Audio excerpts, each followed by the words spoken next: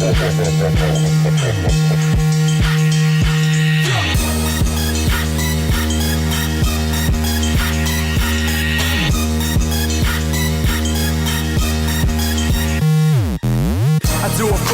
whoa, do it for my crew, whoa, do it for my crew, whoa, do it for my crew. Try to size something 9 foot like you 5'2". The feeling is like having giants stand next to you.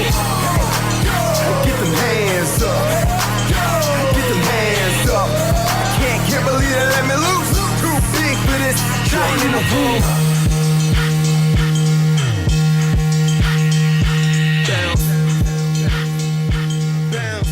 Hello and welcome to another episode of ERG Power Talk. I'm your host, Joe Santana. That clip is from a piece of music titled Giant in the Room, performed by today's guest in an earlier part of his career. Before I introduce him, let's pause and ask ourselves, how can you become a giant in the room? Whenever we think about growing and being successful, our minds always go to questions of what skills do we need? What education do we need? And other things that we need. But another essential factor that often gets ignored is the need to surround ourselves with the right people. The American entrepreneur and author Jim Rohn put the impact of our circle of people simply this way. You are the average of the 5 people you spend the most time with. And motivational speaker Les Brown, he put it even more bluntly when he said, if you're around 9 losers, pretty soon you're going to be the 10th loser. So what can you do to address this critical dimension of success? How can you and members of your ERGs leverage your groups to grow into the giants in the room by surrounding yourselves with the right people? And to answer those questions and more, we've got what I think is the perfect guest for this topic. But before we introduce our guests, let's take a moment to review our mission and acknowledge our sponsors. This is ERG Power Talk, and I'm your host, Joe Santana. The purpose of ERG Power Talk is to provide a virtual forum for the exchange of great ideas and inspiration for ERG leaders, as well as others interested in supporting ERGs. No more waiting until the next conference and praying that you get the budget to travel to the conference in order to find great ideas and stimulation towards action. Just subscribe and listen at your convenience. Before we begin, a quick note of thanks to our supporters and sponsors. UL Solutions, CVS Health, Dollar General, Trader Health, and Wisconsin Medical College, Hiscox, Mass Mutual, McCormick, Tapestry, Federal Reserve Bank of Philadelphia, MIT Lincoln Laboratory, Elastic, Oshkosh Corporation, Peace Health, Pitney Bowes, Daimler Trucks North America, and Sony Pictures Entertainment. Now, let's go straight to the program. As I noted before, he is the performer who did that little clip of music that we just listened to a little while ago. And he did that for a while for thousands of people. And today he's a business owner, a speaker, an author. And I believe you're going to find that this gentleman is the living example of how intentional action and changing the circle of people around you can change your life and the lives of other people around you as well. My name is Jamar Jones. I'm the founder of Foureva Media, which is a branding and media agency connecting companies to diverse communities with branded entertainment. I'm also a national speaker and then author of a book called Change Your Circle, Change Your Life. Also, I can say I'm the creator of Lead the Movement Business Conference, which we're going to have again next year. As I rented out an arena this year in Milwaukee, the Pfizer Forum, and we had a huge conference all around connecting communities to corporations through the lens of DEI and really helping one another change our circle. So I'm really honored and definitely blessed to be here and talking to everybody. And this is going to be an awesome conversation. Welcome to ERG Power Talk, Jamar. So, you started to tell us a little bit about what you're doing. Tell us about your background. What led you through the journey that you went through to get to where you are today? And what do you and your company, Foureva Media, do? Yeah, so my background just, and I'll give you the cliff notes because my background's pretty expansive. So the cliff notes is I was a hip hop artist for about 11 years of my life. So I traveled all around, did 2 tours by myself, booked all my own shows. I did all my own promotion, all my own marketing, and I was the talent. And I traveled all around. One was Midwest, and then the other one was East Coast that I did tours. I did about 100 shows a year. And I just did a headline for major artists, T.I., Snoop Dogg, Keisha Cole, Bone Thugs, and the list goes on and on. And that kind of came to a screeching halt when I actually ripped my vocal cords in performing at the University of Minnesota. It was about for 400 people, and it just tore right here. And I finished the show like an idiot. I think it's that was the passion probably just coming out. But finished the show. But then shortly after, I had to finish the leg of the tour. And, I kind of got a little bit of my Mariah Carey on because I had to lip sync a couple things, trying to figure out what was going on. And really what happened is I had to really kind of figure out what I want to do the rest of my life, because I wasn't able to perform or, push out exactly what I was supposed to do at that level anymore. I also worked 8 years in IT as well, and worked my way up from a support technician all the way to an IT manager. Did not go to school for it. So it's just, this is something innately in my psyche and in my body, as far as just the perseverance, the grit, the hustle, just really an avid learner. I love to learn and digest knowledge. And then fast forward, I was working in IT, wasn't performing as much anymore. And then 45 people lost their job. And so our branch got shut down, and I had to figure out, like, do I want to go back in IT? I worked my way as an IT manager, could easily got another role. But it wasn't my passion. It wasn't something I was like, man, I really loved that element of music and entertainment and making an impact. Because the tour also, 50% of the proceeds went to cancer research. So we did a kind of a partnership with American Cancer Society.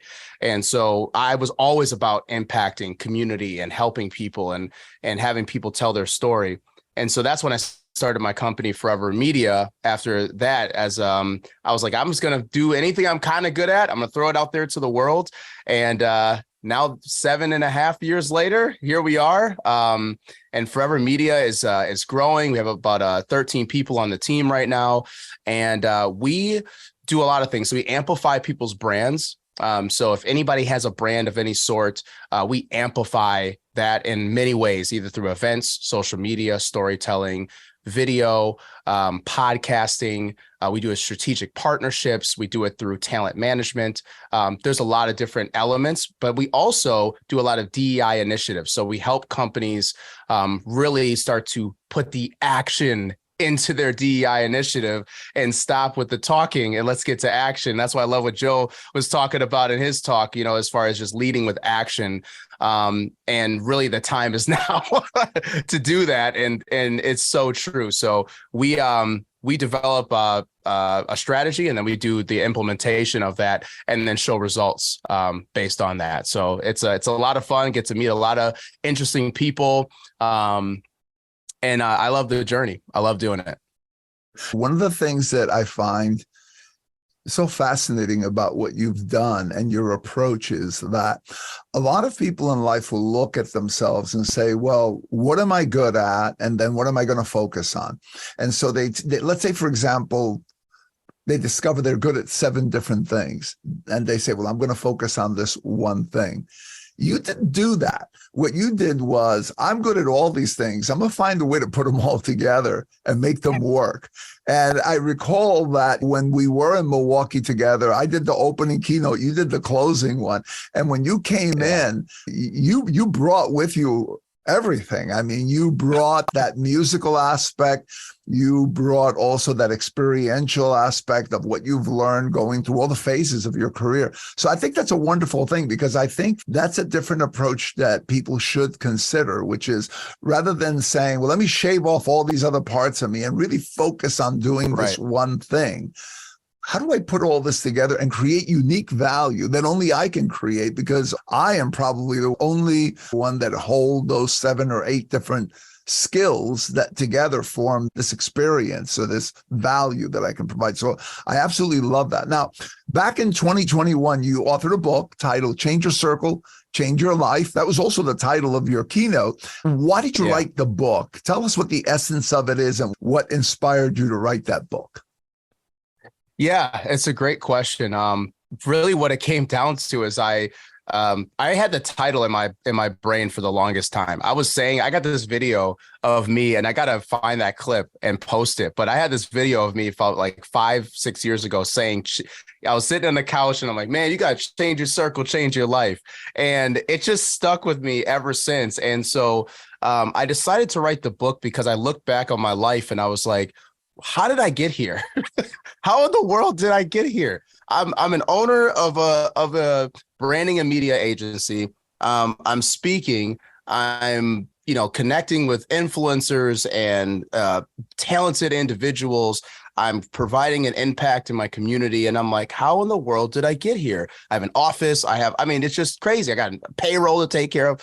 It's insane. So I looked back and I said, each one of these elements in my life, it was the ability to change my circle. It was the ability to recognize who I was, how to evaluate my current circle, and then how to get into new ones. How do you change your circle and get out of your comfort zone and start to change the people in the direction that you're around? And that doesn't mean leave behind. I have to keep telling that to people. It's not leave behind. Now, some people you might leave behind. But it's ability to get into these new circles. Like now I'm in Joe's circle and now look, we're hanging out on here. It's a great time. And it was the ability to change my circle and then look back and say, okay, I was able to update my knowledge of who I was and understand my self-awareness and be able to change that circle.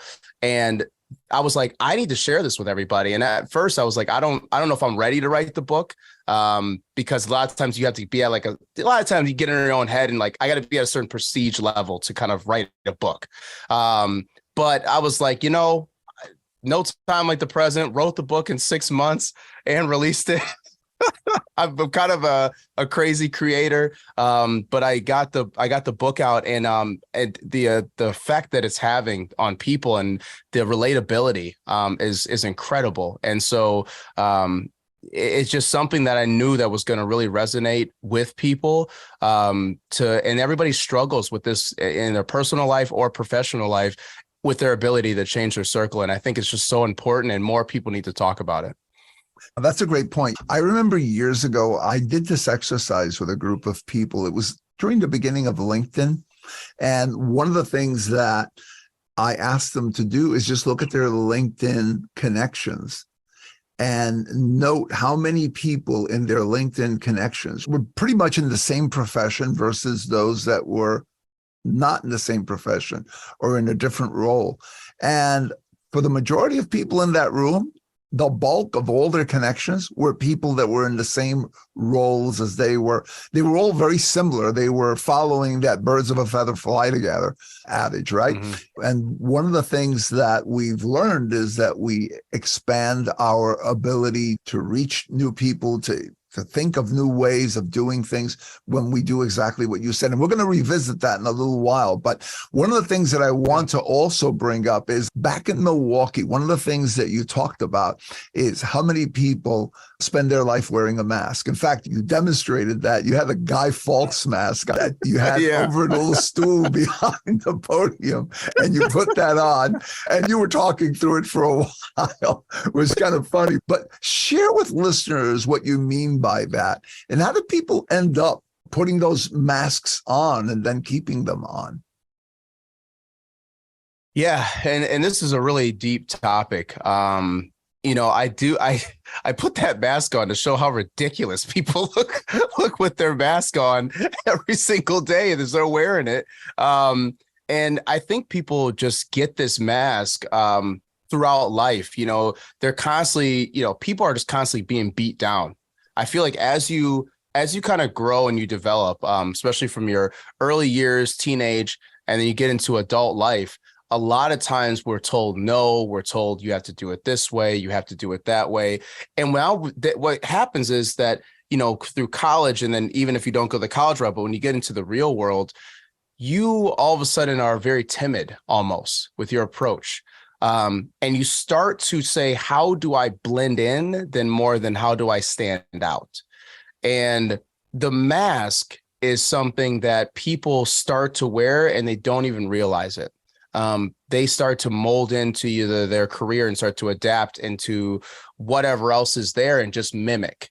And they start to lose themselves either in their personal life and professional life. They just start to lose what the dreams were, what the aspirations were, what the goals were, what is my passion, what do I really care about? And they start to lose that ability, and they start wearing masks where they start to not be themselves and not treat people like people.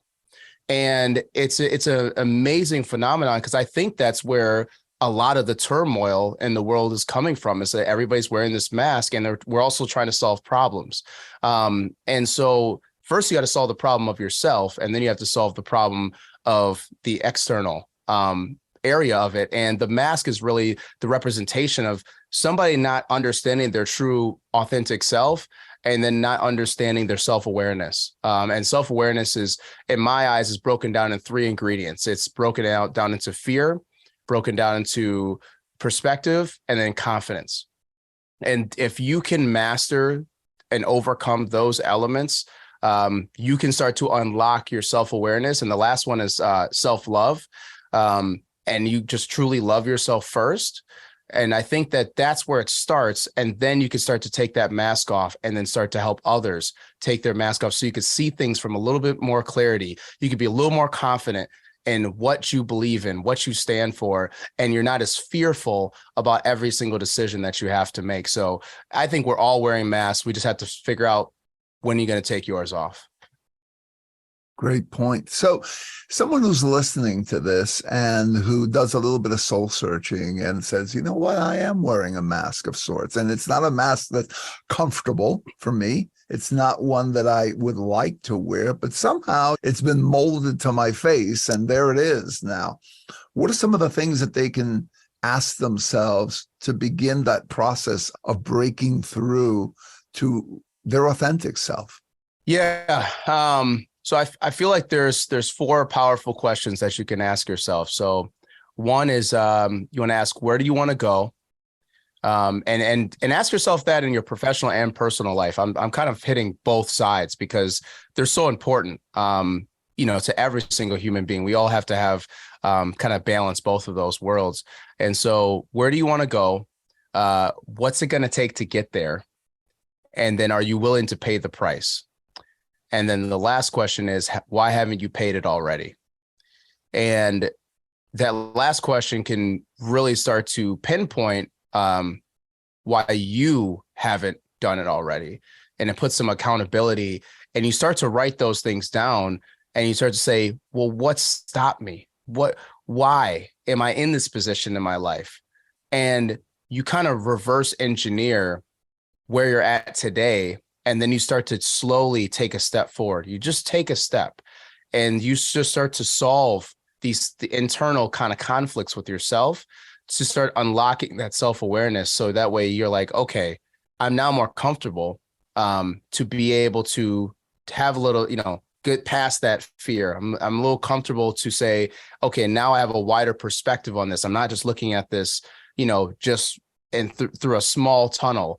I'm actually I have a wider view. So I have a wider way of looking at a situation. And then you have, of course, you have confidence, to be able to take that step, because a lot of people they get frozen, they get paralyzed.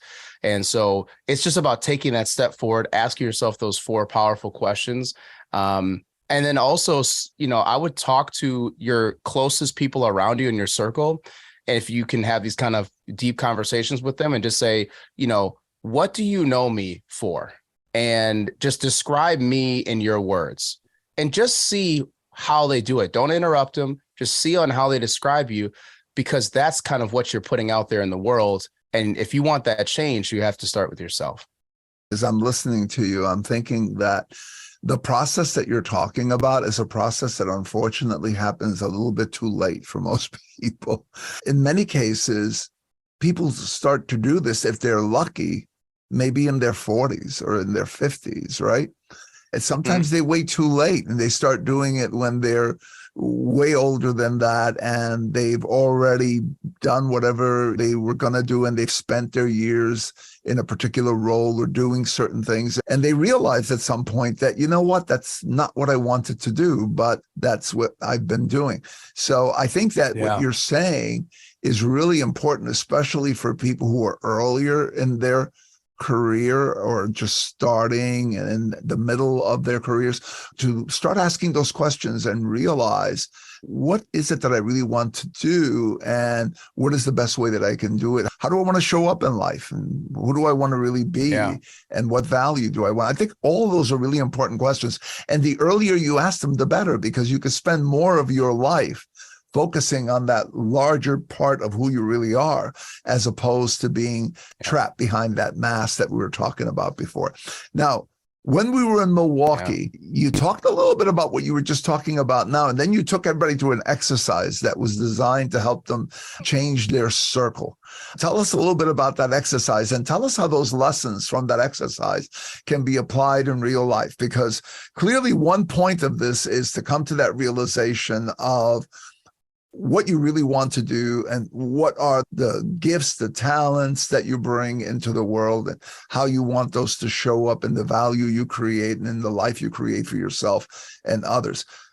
Another active step is, okay, now, what do I do? And of course, there's the skill development, knowledge development, but there's also that circle development. And that's what you were talking about in Milwaukee. So tell us again about that exercise a little bit, and then how we can use elements of that in our day-to-day lives to change our circle.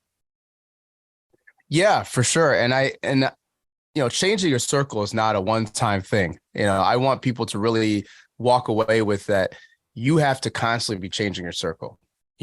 This is something. And so, with that conference, we were talking more from a diversity, equity, and inclusion, standpoint, because there's a lot of, I feel like there's a lot of different ways that, people are approaching DEI. And I approach it from the most fundamental, basic level first, to be able to actually start affecting that change. And that is by experience. And how are you going to get that experience? By changing your circle and just absorbing in information and understanding how these different things are happening.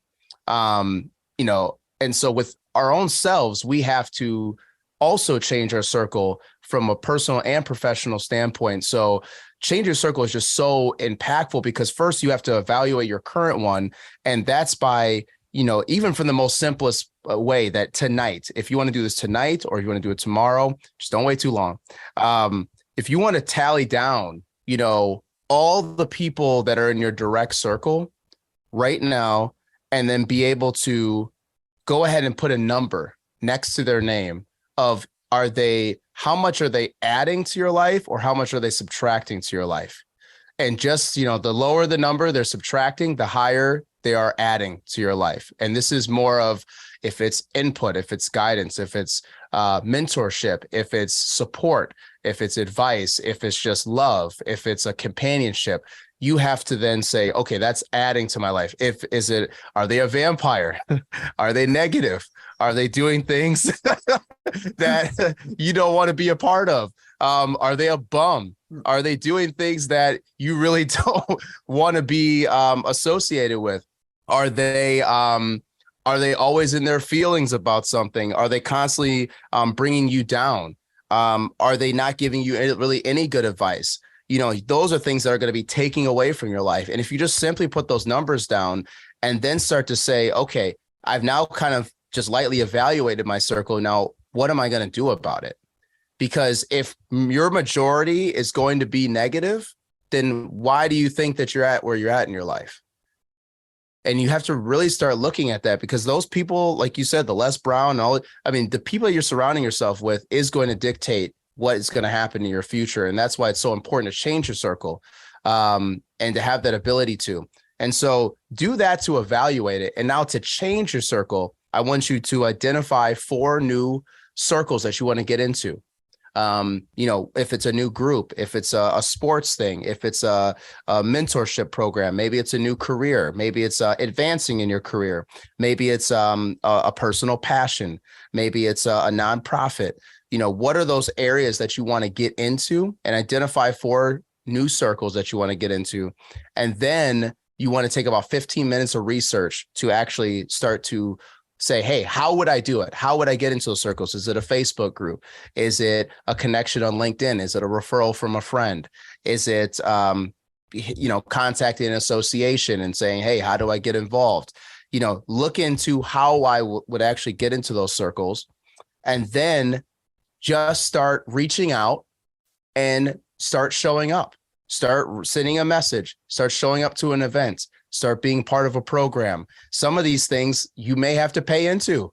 So, if you need to pay into it and it's that important to you, then pay into it and be a part of something and start to change that circle and just say yes to every opportunity that presents itself, because that's how you're going to get that first step. It's not going to be this, hey, this is exactly what I need to do. I'm ready for this. And I'm going in.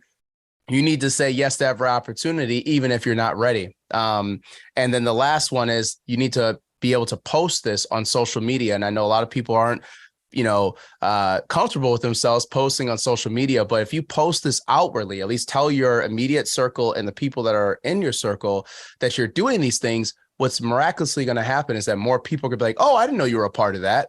I have a friend that does so-and-so, and I'd like to get you involved. And all of a sudden now you started to change your circle. You started to meet new people. You started to get new experiences, new interactions. And the ripple effect of this is absolutely magical if you can start to apply this again and again.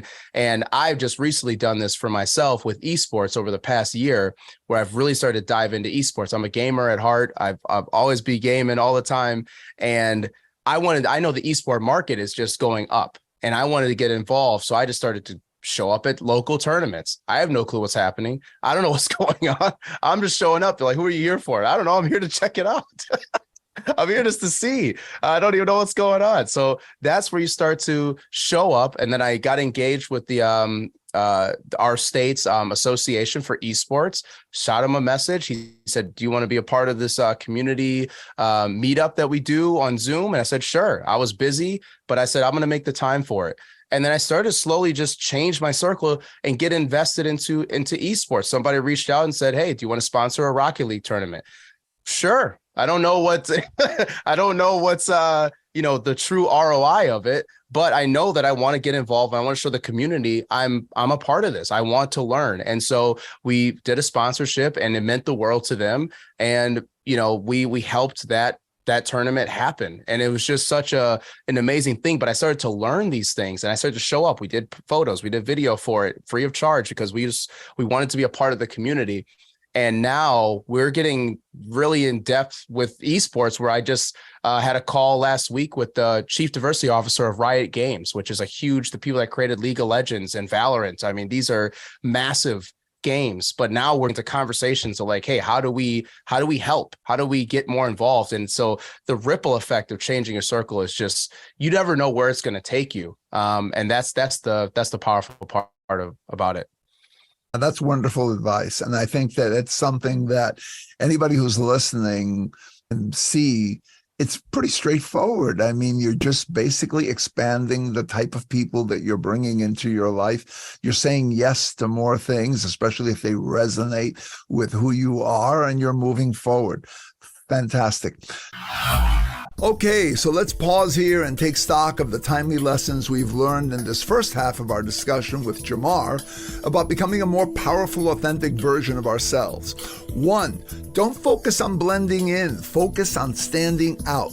To do that, check yourself for unwanted masks, and when you find them, remove them. Most of us are raised to conform to various rules and norms. If these work for you, great, but if they limit you and keep you from being who you want to be or achieving what you want, get rid of them.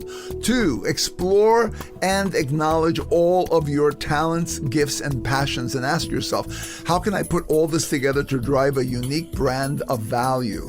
3, don't settle for being average and fitting into a defined role. Instead, figure out how to discover and develop all of you into a unique value driver that stands out, and then create a role. 4, remember to embark on a journey toward becoming your fullest authentic self and feeling comfortable standing out. You need to manage the following elements of your life. A, your fears. B, your own perspectives without the distracting noise of what you should or should not think. C, your personal confidence. And finally, D, developing self-love. 5, to get a 360 sense of how you're showing up in the world right now, ask people close to you to describe you to you. Don't give any feedback, just listen. 6, next, to get started on your journey toward your better, more authentic self, ask yourself these 4 powerful questions. Where do you want to go? What's it going to take to get you there? Are you willing to pay the price to get there? And why haven't you already paid that price? 7, once you complete this assessment and make your decisions about who you want to be and how you want to show up, the next thing is to focus on is what is your current circle of people and how do you build that circle into the one that you need to support you in moving towards what you want. Examine that current circle carefully and ask yourself, who do I want to add and who do I need to remove? And finally, 8, look for ways to expand your circle of friends, contacts, and acquaintances. Staying in a small limiting circle limits your opportunities, so look for ways to continue expanding and diversifying your circle of contacts. Find existing circles that you'd like to be part of. Start with naming just 4 and then take steps to enter those new circles right away. In the next segment of our discussion with Jamar, we will continue to explore ways to stretch ourselves so that we can become all that we have the potential to be. All of this and more when we come back, but first, this. I'll see you on the other side. Are you tired of feeling stuck and unsure of how to move forward in life? Well then, it's time to change your circle and change your life with the new book from Jamar Jones, Change Your Circle, Change Your Life. This powerful guide will take you through the mental and physical shifts you need to make to enhance your lifestyle and promote your growth. With a focus on both mindset and action, this book offers a step-by-step program that anyone can follow for big results. From personal relationships to business connections, your circle has a huge impact on your decisions. Learn how to navigate life and increase your opportunities for success with Change Your Circle, Change Your Life. Get your copy today and start creating the life you've always wanted. Visit IamJamarJones.com. And we're back. So let's shift gears a little bit now, and let's focus on resource group leaders who are the listeners of this program and their members. Yeah. How can they leverage those groups that they're already in to help them basically shed those unwanted masks that we were talking about before, become better versions of themselves, and expand their circle? They're already in an organization that belong to the women's group, or they belong to the veterans group, or whatever group it is that they belong to. Maybe they belong to more than one of these groups. What are some of the things that they can do within that group to leverage that group?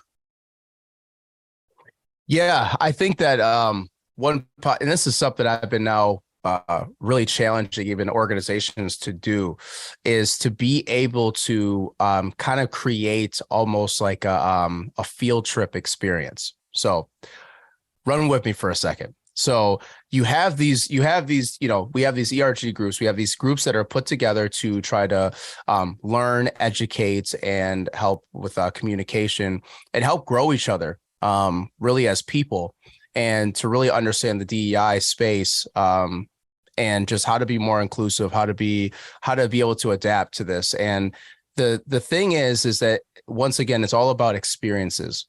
So can the group, be able to choose, one volunteer from the group and say, hey, I want to show you where I come from, or my culture, or my background, and what I'm about. Let's go here. And let's say it's, you take kind of a field trip approach. You go to this spot. Hopefully it's within within driving distance. If not, then you may have to talk with the organization to try to help make that happen. But it's all about taking a group and also experience it and having that person say, hey, let me show you around. Let me show you some different people. Let me show you my culture, my background, where I come from.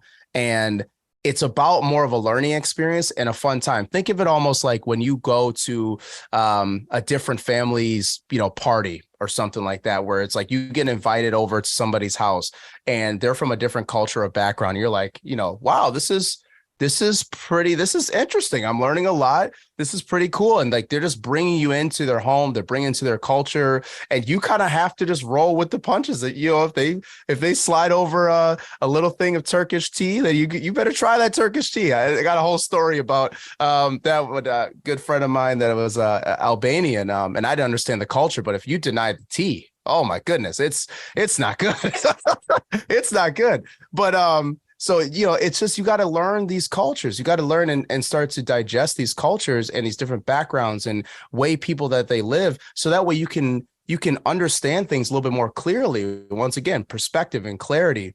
So you could be able to make decisions. And when you explain it to other people, you'd be like, yeah, I went over here, and you have an actual tie to it. So that's the other thing. People are just ranting and raving about these other things and what they care about and what they think, but they haven't actually experienced it. So that's why they don't fully understand it. And the experience is what's going to unlock it. So doing a couple of, I would say, field trip moments. And to be honest, if you put it up to the group and said, who would be willing to do this? There's probably a few that would be more than willing to say, yeah, I'll show you where I grew up or where I'm from or whatever that connection that they want to make to it. Or maybe it's just a restaurant. Maybe you're just going to a restaurant and you're just saying, hey, this is one of my favorite foods. It's from a different, from my culture, from my background. Come explore it. And they bring over a couple of their friends there so they get to meet and have that dynamic. I mean, that's the way that we're going to start to break through and start to open up more inclusivity within groups. There's an organization that I did some work with a couple of years ago, Yale New Haven Health. And they had a program where they did something along the lines that you're talking about, and they gamified it. So what they did was they created these little passport booklets, and all the contestants were challenged to go out and get signatures, which were the equivalent of travel stamps, from different things that they experienced that were outside their culture. So you went to someone's home for a religious meal from a different faith than yours. You went to a sporting event that was from a different group, from groups that you normally are part of. And the idea was the person that collected obviously the most stamps would win some kind of a prize, but they made it like into a big game, but it was along the lines of what you're talking about. And I thought that was fantastic because you're absolutely right. A lot of it has to do with being able to experience things that are different. As you were talking about the Turkish tea and a few other things, I resonate with that because I travel a lot. In fact, I live outside the country for 2 months. And when I first did this, I went to people's homes that were very open and friendly. I had to roll with it, like you said, because they were speaking English, but with a slightly different accent. And I was trying to figure out, everybody was laughing at the joke, at least 2 seconds before I was able to interpret it in my brain. Yeah. Now I do it naturally and very easily because it's been a couple of years and I've been exposed to this for a while. But I really love that because I think that is one of the most enriching things that people can do. And these groups they lend themselves to that because you do have this group of people that come from a variety of backgrounds, even though, let's say, for example, you might have the Black network, but there are people that come from different backgrounds, people that come from some of the islands or people that have been in America for generations, but in different parts of the country. So this opportunity to learn just from that immediate group of people around us and people who are in the groups who are trying to create a more inclusive and appreciative environment, I think can do a tremendous job by just doing that kind of outreach and enabling that kind of exchange of ideas and experiences that you're talking about. So I love that. So now Whenever you embark on any journey, especially anything that's transformative to yourself, you're going to face obstacles. I'm a big believer in the hero's journey. The hero doesn't collect the reward at the other end until they go through their trials and tribulations. So what are some of the obstacles along the way that you think might be big obstacles that some ERG leaders and members might face as they begin to remove some of these masks and also do some of this outreach that helps expand their circle and the circle of their members? Yeah. There's probably a few things that happen, and I can tell you from personal experience. So what happens is when you start to kind of take off that mask and you start to go and broaden your horizons, and start to get into these different circles, the hardest part is about the people that are in your current circle. So what happens is when you start to do these things, opinions come out, or let's say it's from a good family member, or if it's a close friend, and people start to have their own opinions about what you're doing and the actions that you're taking. Or maybe if all of a sudden you weren't that confident of a person, all of a sudden you start to build up a little bit of confidence within you to do different things or to be a part of different things. And you start to, kind of speak what you care about.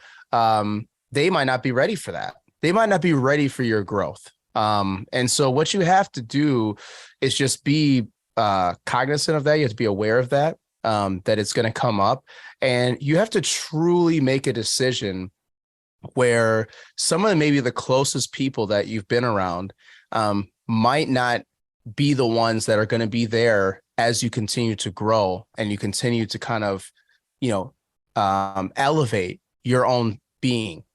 And so that's one of the toughest parts, because at moments, it almost makes it, depending on how close you were with those individuals, it almost makes you like retract and go backwards, because it's like, oh, well, I want to learn about these things. I want to get involved, but depending on what Tony says, maybe I don't want to do it. Maybe I don't want to. And so it creates almost like this little bit of a friction moment where you have to decide. And that's why self-love is so important, because you have to decide, do you want to do this for yourself, or are you doing this for others? And truly, you have to do this for yourself to be able to elevate that, because you will leave some people behind. They're not going to understand it. They, maybe all of a sudden you go on one of these excursions that we're talking about, and they're like, I can't believe you were hanging out with those people. Are you serious? You never in the past 20 years, you never done this. Like, I got this one time, this really bad experience with so-and-so and blah, blah, and they got so much to say, and you're just trying to have your own experience, and they can't appreciate that. And then depending on how much weight that their opinion has, you might start to be like, do I really want to go that way? Oh, maybe they're right. Okay. Because you weigh their opinion and you value that higher than the direction that you want to go. And so that's some of the internal challenges that kind of come with this kind of personal growth journey. And I would also say that the other flip side of this on the professional side is that, really understanding that, yes, the organization has put these groups into place, but to make sure that they have 100% buy-in on the trajectory of where you're going. So if you say, hey, this is a great thing to do these kind of excursions, field trips, these experiences. I love the passport idea. That's awesome. Gamify. I love gamification. To be able to do that, like, they also have to be on board with the backing of saying, okay, let's go ahead and do this. And sometimes that's a little bit of a challenge to get across new ideas, because they might be like, oh, well, we already set this in place, but this is a really good idea, and this is the impact it can have. And let's go ahead and implement this. Sometimes you have a little bit of challenges depending on who's in leadership. And so that's also another kind of roadblock sometimes that happens when so it's about how you're selling yourself, how you're selling what you're doing, and just showing the impact, because honestly, doing these type of things and changing your circle can have immense impact in from a revenue side, from a people engagement side, from new developments, new market side. I mean, there's so many different ideas that somebody from this call could bring in from an experience and say, oh my goodness, like I just learned this. This would be awesome if we implemented X, Y, and Z. And all of a sudden that is a whole new space that the company could be a part of, or internally the company could be a part of. And it could just really start to change how things are traditionally done. And sometimes you may come into, some friction when that happens. Absolutely. So the bottom line is that in most cases, as you try to get into your new circle or expand your circle, change the mask, the old ways come back, and the old circle is there as the root guard and tries to draw things back to where they were before, or keep them the way they were before. And I think for organizations, that's really important to address that and to allow themselves and allow these groups to evolve. Because during the course of my career, I've seen so many people, smart people, talented people, leave jobs and companies because they feel trapped. They feel like I've been typecast as whatever it is that I've been for the last 5 or 10 years, and the company can't see past that. And unfortunately, then what happens is that person who's reached a point in their life where they can grow and probably drive higher value packs their bags and goes and drives that higher value somewhere else. And then colleagues from the old company find out that so-and-so is now doing all these wonderful things in this other place. And they're thinking like, wow, they used to work for us and they didn't do anything like that here. So I think it's to the benefit of organizations as well as these groups overall to shepherd along that process of growth, because that brings benefits to everyone. So besides your book and other resources that you might offer, what do you recommend our listeners go out there, look at, read, that will give them some ideas that will help them along this journey of growing to their authentic selves and expanding their circles to help them to reach that authentic self? Yeah, that's a great question. I would say there's two kind of avenues that I take. So one is that if I don't understand something, I immediately try not to take a stance on it immediately, because I've been really trying to focus in on myself to say, let me gather more data before I make an opinion about something. So from this day on, if you want to really start to challenge yourself, you want to start to say, okay, maybe I don't have even things that you maybe have a strong opinion on.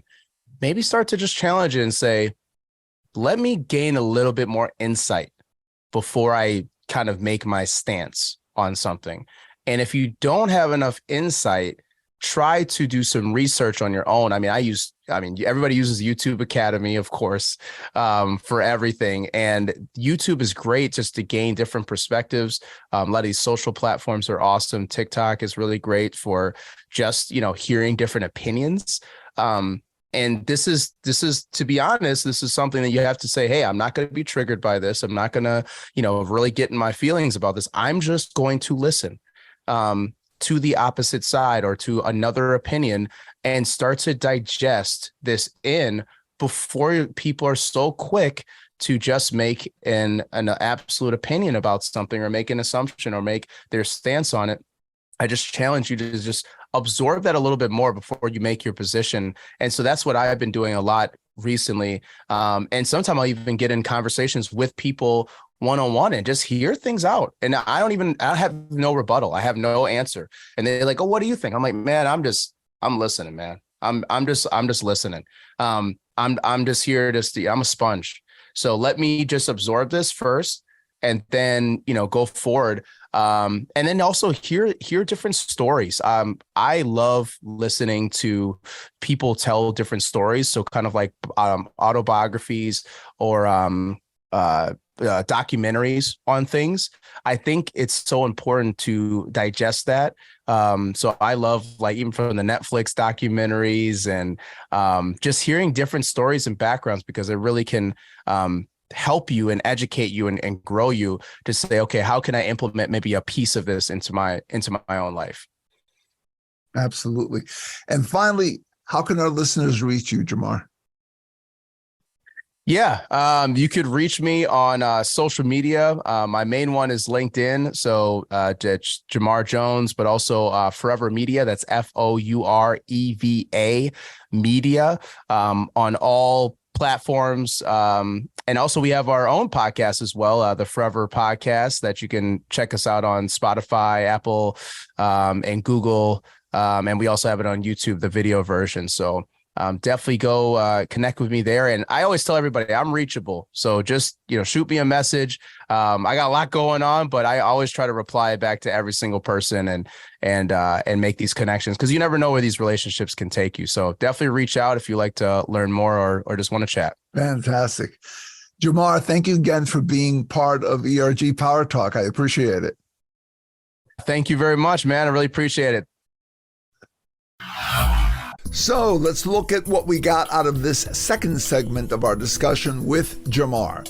1, a powerful way your ERGs can help you and others on their journey towards expanding their circles to become a powerful, more authentic version of themselves is to provide opportunities for you to experience different cultures and ways of thinking. Jamar talks about ERGs providing opportunities for members and others to have new experiences by offering cultural field trips. 2, this field trip process can be gamified. For example, one company created a contest in which participants tried to get as many cultural experience stamps as possible in a booklet called The Passport in order to win prizes. This was fun, low cost, and exposed the participants and players to a host of new circles and perspectives. 3, as you embark on your self-development journey, you need to be ready to address resistance. This resistance may come from individual people in your current circle. One tough decision you will need to make is who you might have to leave behind from your former circle as you move forward toward your more powerful, authentic self. 4, another type of resistance you may encounter is from a group you used to belong to that may collectively resist the change or supporting your change efforts. Again, if you're serious about evolving, you need to consider all the options, including convincing those around you to embark on the journey with you, leaving that group and joining a new one that supports your journey, or creating your own new group that will support you on your journey. 5, one important piece of advice here for organizations is the value to the organization of letting and supporting the evolution of their people and practices. This is true of ERGs and corporations that host them. Resistance to this type of evolutionary process generally results in losing talent and opportunities. Typecasting people or groups does not pay. There's value in supporting the continuous evolution of people and groups towards better versions of themselves. 6, to continue on this journey toward becoming a better version of yourself, start regularly challenging your opinions and beliefs. Avoid jumping to old conclusions and start opening up to fresh data and new perspectives. Don't reflexively jump to your usual positions. And finally, 7, study the biographies of others and note how their journeys took shape. Look for a variety of experiences from the lives of different people from different walks of life. If all of this sounds like hard work, that's because it is hard work. Taking off your mask and then becoming a fuller, more powerful version of yourself does not come easy. Like many things in life, it's the struggle and effort that prepares us to become our best, happiest, and most fulfilled selves. There's a great story I came across a few years ago that brings this point home. It goes like this. One day a man found a mature cocoon of a butterfly. He took to inspecting it many times a day, and then on one of these occasions he saw a small opening appear in the cocoon. He was fascinated and sat there watching the emerging butterfly for several hours as it struggled to force its body through the tiny opening. Then the butterfly seemed to stop making any progress. It appeared as if It had gotten as far as it could go and could go no further. In truth, it was just waiting to collect its strength before continuing its effort. But after waiting some time, the impatient man decided to help the butterfly. So he took a pair of scissors and he nipped the remaining bits of the cocoon. The butterfly then emerged easily, but alas, it did not unfurl its wings and fly gracefully away. The butterfly had a swollen body and somewhat shriveled wings. The man continued to watch the butterfly, hoping that the wings would enlarge and expand to be able to support the body, which would contract in time. But neither of those things happened. In fact, the butterfly spent the rest of its life crawling around with a swollen body and deformed wings. It was never able to fly. What the man in his haste did not understand was that the restricting cocoon and that struggle required by the butterfly to get through that small opening of the cocoon were nature's way of forcing fluid from the swollen body of the butterfly into the wings so that they would be ready for flight once it achieved its freedom from the restricting cocoon. Likewise, the resistance from within ourselves or individuals in our current circle or the entire circle itself serves as that cocoon that makes us stronger by resisting our efforts to become better and more authentic versions of ourselves. So leverage your circles and your ERGs to continue to build that better version of you. And when you face that resistance, don't shy away from it or look for an easier way out. Instead, lean into it, and in time, you will achieve the reward experienced by those who face the challenge and become all that they can be. Thank you for tuning in to ERG Power Talk. If you enjoyed and got value out of this program, please like us and leave a favorable review at your podcast provider's site. Also, invite others to listen to the show. By the way, contact me if you're looking for an ERG Symposium keynote or a leader for your strategy workshop, new chair onboarding, and or ERG bootcamp. I can run these for you either in person or in a virtual setting. Also, for more great ideas and tips for your ERGs, get my books, Supercharge Your ERGs, 18 Tips to Power Up Your ERG/BRG Strategy, and the new DEI and ERG Frontier, how you and your efforts can rise and thrive in the new world of constant disruption. Both available on Amazon.com. I'm Joe Santana. Thanks again for tuning in.